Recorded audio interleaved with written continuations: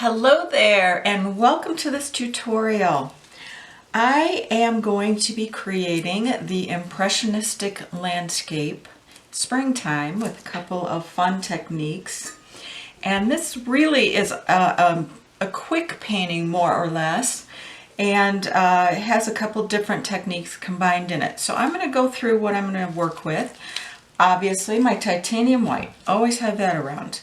I'm using a very light yellow. This is just a lemony yellow color.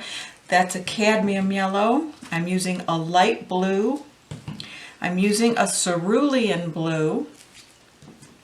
And I'm using a light green, like just a spring green. So you can mix your own colors. You can use, exactly what I'm using. Palette, we're going to use a palette knife for this, and we're going to use some flat brushes, some water. Always have some paper towel around, and that's our tool base. So the first thing is I've got a 16 by 20 canvas prepped with titanium white, fully dry. With these thinner canvases, this is a thinner, not a gallery wrap. I have secured it to the table with a little bit of painter's tape, just doubled up under the corner there and down here, so it doesn't move and bounce around a lot, because it will kind of bounce around as we work on it. So that's just a tip if you haven't done that. So with this painting, what I do is I'm going to work half and half. We're going to do this as the effect of the sky, essentially, and this will be the ground.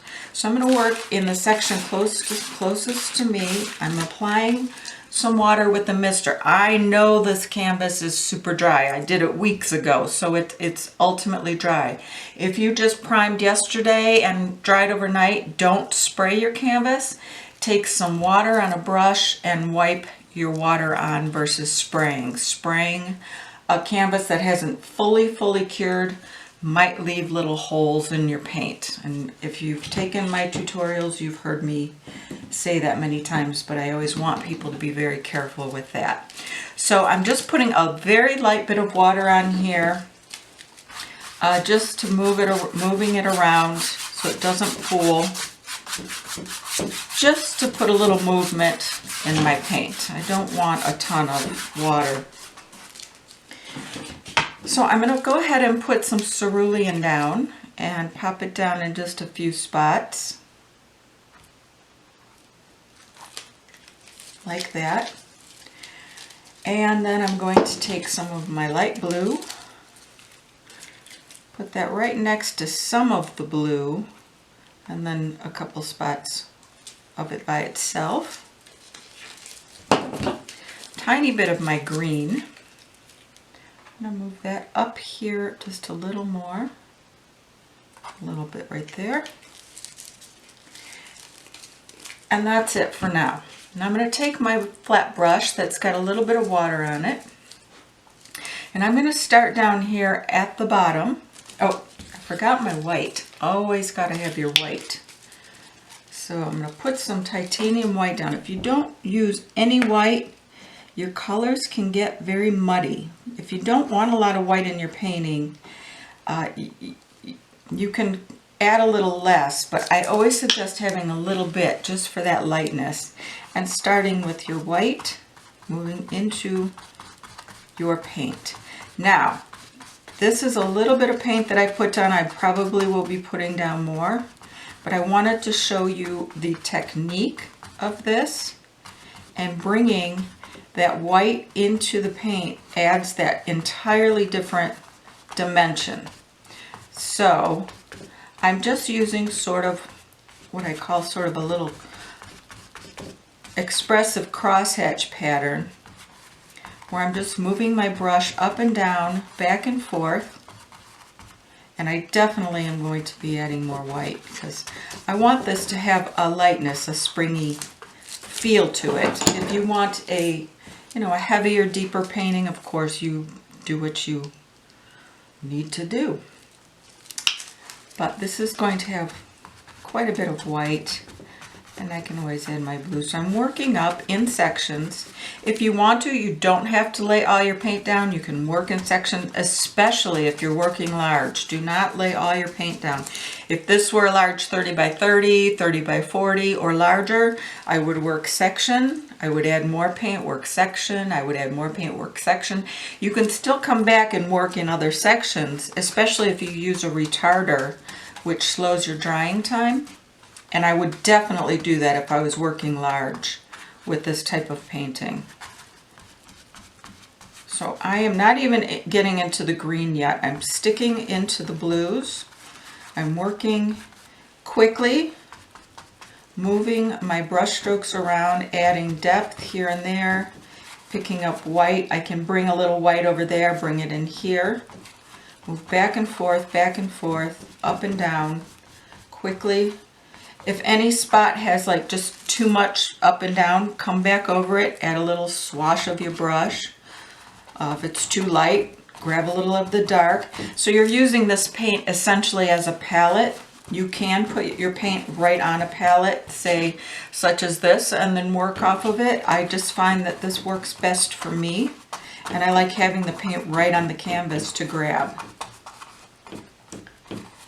So if it starts to get a little muddy, you grab a little white. If it starts to get a little too bright, and you add a little of your depth and move that in there. And this is, as you can see, a fairly quick technique when you're working on a smaller canvas.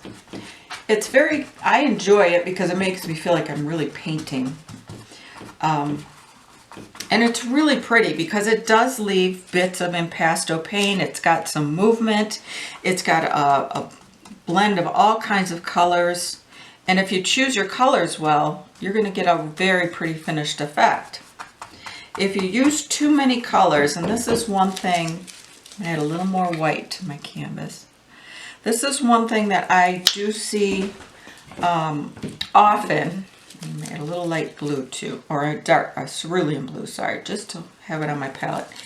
One thing I do see often is people will choose too many colors, and all of a sudden it's just muddy.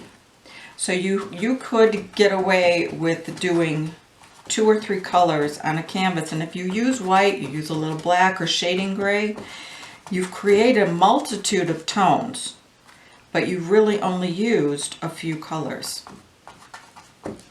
All right, so I like more or less what's going on here. Add a little white here, pick it up there, and just kind of eyeball your canvas and decide this is one thing I will tell you with this.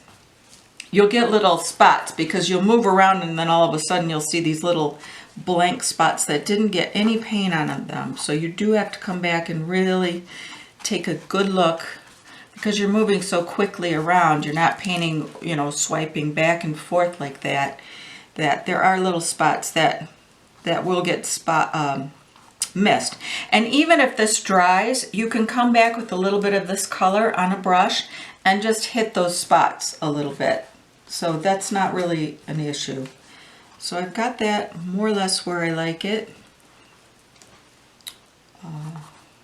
You want the same amount of movement everywhere, but you don't want it to be identical. Okay, so I like that pretty much where it is. I'm going to add a little more white right here. We're going to introduce our green as we're moving through this now. It's a very minty kind of springy green. You could use sort of a yellow green here too, would be real pretty. I'm going to move that just across, and then I'm going to introduce it into some of the other areas of my canvas a little more. And if you're not sure of a color, add just a little drop like to a side here. Mix it a little, and if you think, oh no, that's not going to work, you just come back over it with some white or another color, and you don't have to worry about it. If you're not sure of a color, don't put it everywhere until you know that you want it in your painting. All right, so I'm going to bring a little of that right here. right here, just to introduce some of that green down into the bottom. And then come up here with a little blue on my brush that I've picked up and introduce the blue to the green. So you can see this is a pretty quick painting. You know, this is a technique. Obviously, if you're doing a higher end canvas, you're working large, it's not going to be quite so, you know, quick and easy. But if it's just something you're doing on a weekend, or you just want something pretty and quick, you just really want to feel like you painted with a brush, this is a great type of technique for that. All right, so I'm pretty much liking this. I'm going to let this dry before we come over it with our other colors. I'm doing an accent color with the yellow, and then we're going to work on the top with our palette knife. So it's going to give us a couple different effects in the one painting.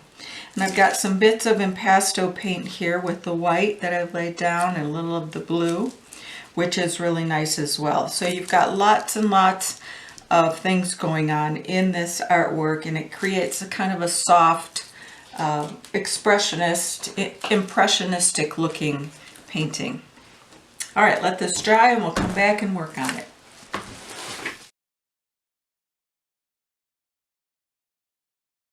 Okay, this has fully dried, and in this session what we're going to do is we're going to work with some light modeling paste. You could use a gel, any type of smooth texture medium. And I'm going to apply that with a palette knife, just like that, to my palette, just to add a little texture in this segment. I'm also working with the basic titanium white.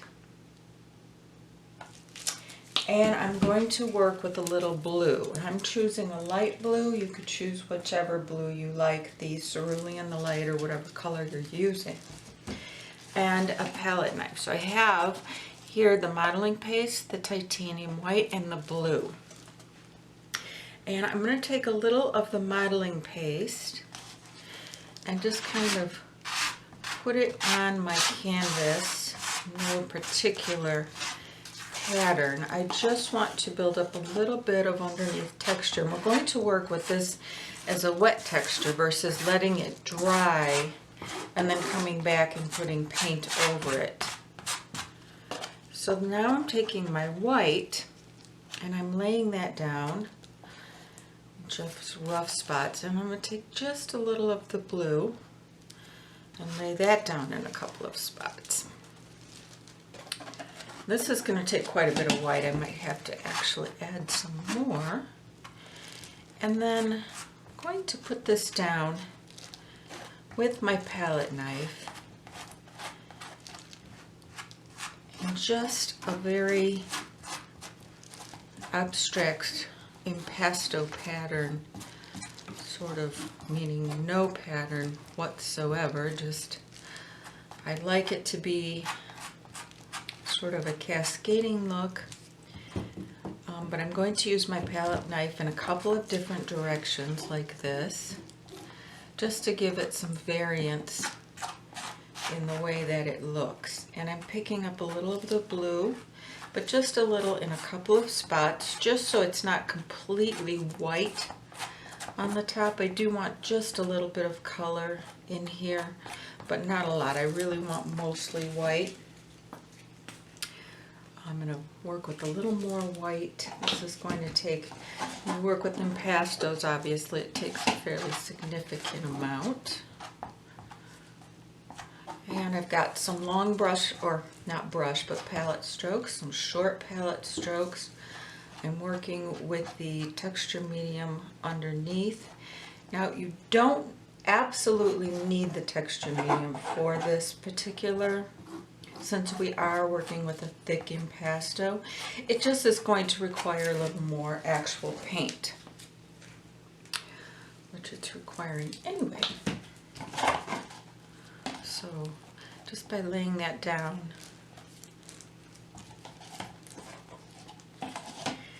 And I'm going over the center section here. I'm going to come back with a little bit of yellow as a highlight.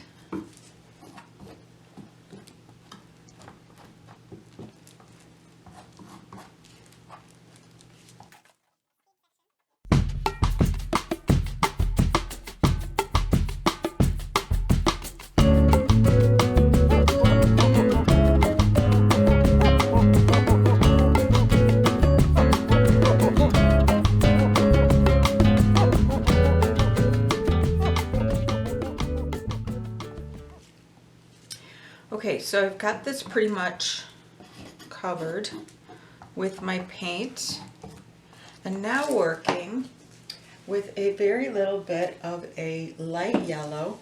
I have two different yellows. Now one is a very pale lemon yellow. This is a light cadmium. I think I'm going to work with my pale lemon.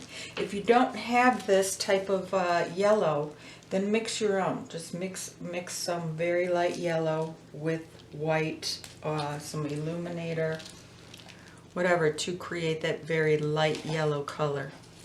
And here it is on my palette. As you can see, it's a very light yellow color.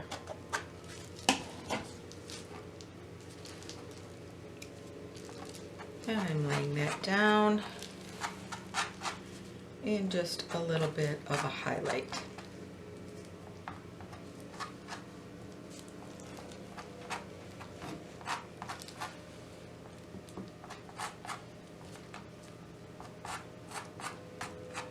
And you can bring it up into your white if you like, and just kind of move it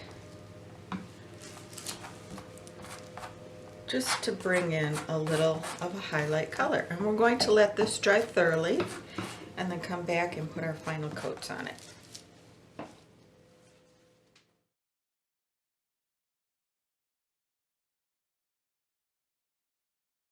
Hello. Okay, we have fully dried really well, so I'm going to give this a really pretty satin finish with some glaze. So in my palette bowl, I'm going to mix up some gloss glazing medium and some satin glazing medium. So I'm just pouring them in my bowl here. I have the gloss in the bowl and the satin, which is running out of, obviously, adding right there. So about equal parts of that. A few mists of my plain water, not too much, just a few mists. And I'm going to take a wet brush, just apply a little water to my surface. I know this is good and dry, so I don't want a lot of water, just a little bit. And then I'm going to mix my glaze mixture up. So it's about half and half, half gloss, half satin. Starting back and forth. And I like to work in sections when I do this. So I'm going to do the bottom section back and forth, up and down, to make sure I get everything. And then moving up to the top section. Make sure you have a really nice finish over the entire painting. You can also go diagonally like this, just to be very sure you've hit every single nook and cranny. Okay, so I'm going to let this dry for about an hour or two, and then I'll come back and I will finish the sides. I'm going to be doing those in just a plain white, and then our painting will be finished.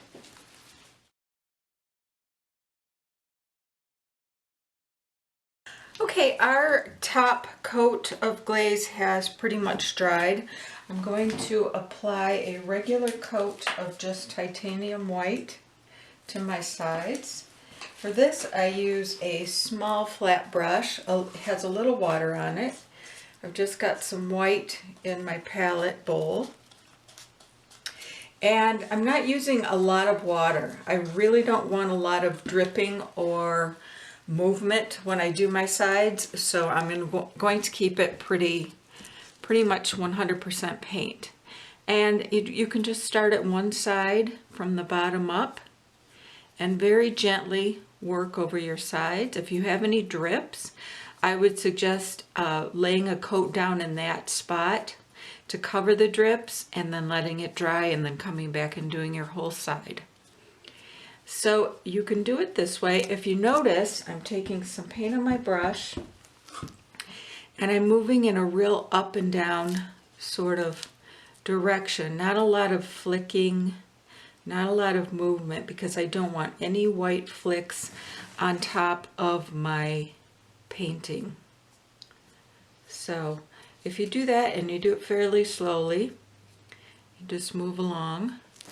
Then you can take a piece of damp paper towel in a point here if you need to, and just smoothly run it along here and catch any bits of paint and finish off for a very nice crisp finished edge. So I'm going to do that with my entire painting, but I wanted to thank you so much for joining me in this tutorial. This is the final painting, Springtime. We've got a number of blues, greens, turquoise, the light yellow, and then some impasto texture up here toward the top. So I hope you enjoyed it. I hope you learned something and had fun, and I'll see you next time.